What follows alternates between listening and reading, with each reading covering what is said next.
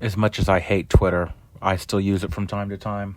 Unfortunately, there are a lot of people who post on there, and those people are important. So I keep an account and look at it occasionally just to see what's going on. But every now and again, I will look at random people who are on there. And I saw a string of posts earlier today that I just thought were interesting. I guess we all just suffer together. If I have to see it, you have to see it too. The first one is from Chicago Ray. He brags that he's been retweeted by Trump 6 times. Yeah, that's something to be real proud of. Either way, he says, I don't think Trump is all that happy with Pam Bondi. If Trump were to replace her, I'd like to see Andrew Bailey or Judge Jeanine Pirro. What say you? Bondi ain't getting it done. Now, to give you an idea, Andrew Bailey was the former Attorney General of Missouri. Before that, they had Eric Schmidt, who is the current senator. He's a freak. Before him was Josh Hawley, who is also a freak. They've had a convicted embezzler before that, and John Ashcroft, who worked in the Bush administration. Basically, the Missouri Attorney General's office has produced very, very, very bad Republicans for generations now. And this idiot wants to see Andrew Bailey continue in the footsteps. So that's lovely. Next up is Mila Joy.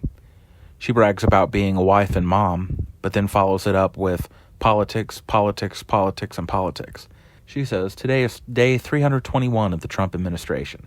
Day 306 of Pam Bondi as Attorney General. Day 282 of Kash Patel as FBI Director. Day 265 with Dan Bongino as Assistant Director of the FBI. 0 politicians have been prosecuted. I voted to drain the swamp. Where are the arrests? Well, Mila, I've got news for you. All the people who would be arrested have been pardoned. You want to see some politicians get prosecuted? He pardoned Eric Adams, the mayor of New York. He pardoned Henry Cuellar, the representative from Texas. You want to know why he keeps pardoning all these people? Because he is just as corrupt. You got played, Mila. You're a fool. You got played like a fiddle. But rather than admit it, you just double down and double down and double down. You ask questions. Where are the arrests? Where are the arrests? Idiot. Idiot. Anyone with half a brain knew what was coming. I guess she doesn't have half a brain. Yeah, but she votes. Glenn Kovacs says, Kash Patel no longer enjoys my confidence in his ability to head up the FBI. I'm calling for either Matt Gaetz, Trey Gowdy, or Ken Paxton. What a fucking freak. Glenn Kovacs' idea of the FBI is, who's the most corrupt person we can possibly put in there? Who's the person who can do the most damage to the reputation of who's the person who can do the most damage to the FBI?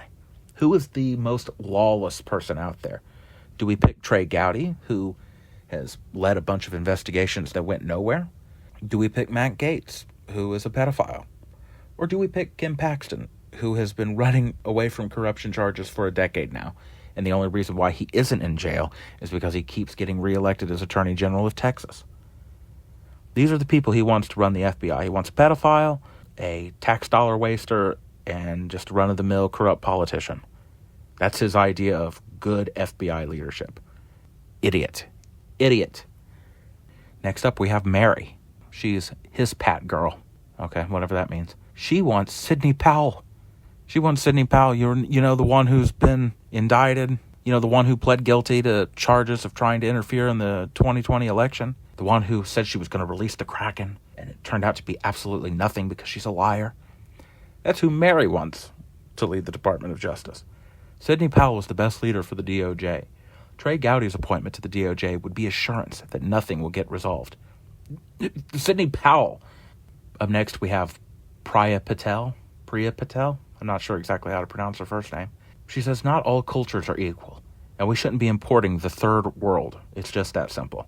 Now, I'd be very careful if I were her. See, I don't care who she is, and I don't care where she came from, and I don't care what her background is or her ethnicity or her heritage. It doesn't make a difference to me. But it does to a lot of right-wingers, and they're going to look at a name like Priya Patel, and they're going to look at the fact that your skin is not as white as the walls behind you, and they're going to judge you.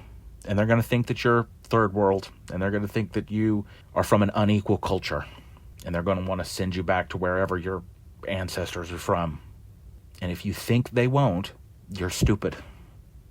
You're not white. You don't have a white name. That is 2 strikes against you in the eyes of most Republicans.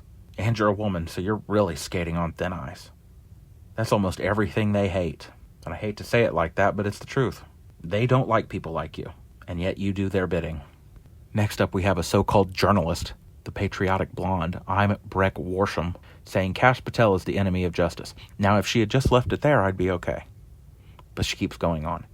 Thomas Massey, Patel called my office and told us, play ball or we're opening fraud investigations on your people. The reason? Massey is demanding the unredacted Epstein files and client list. There's no way around it. Our government is being run by pedophiles. I mean, she's probably not wrong in that regard, but defending Thomas Massey is not a winning strategy. I mean, this is a guy who was the single no vote in an effort to make lynching a federal hate crime. He doesn't think that lynching should be a hate crime. Also, her bio talks about how she's unjabbed and unindoctrinated. If you think you're unindoctrinated right after you say you're unjabbed, I've got news for you. MAGA Voice says, Melania Trump stuns America by walking out with Santa Claus. I love this. We are so back. Isn't Melania the one who said a few years ago, fuck Christmas, I don't want to do this? Now she's walking out with Santa Claus as she's saying home is where the heart is. Give me a break. Up next you have Eric Daughtry, who says, just in, President Trump makes epic appearance at Vice President J.D. Vance's Christmas reception. These folks are excited to see 47. We love you. Who in their right mind would tell a politician that they love them? That's sick. It's disturbed. It's a cult. Under no circumstances should you be telling any politician that you love them. Like, that's just ridiculous. Republicans Against Trump posted this interview clip between Piers Morgan and Nick Fuentes. It says, Piers Morgan, do you think Hitler was, quote, very fucking cool? Nick Fuentes responds, yes, and I'm tired of pretending he's not. After years and years of Democrats and independents accusing Republicans of being this way, Nick Fuentes finally comes out and says everything we know. Nick Fuentes is a monster. I'm sure he wants to be the next Charlie Kirk. I wouldn't mind if he was the next Charlie Kirk. That's all I'll say. That's all I had. I just was going through here and saw some of these stupid posts and wanted to rail against them.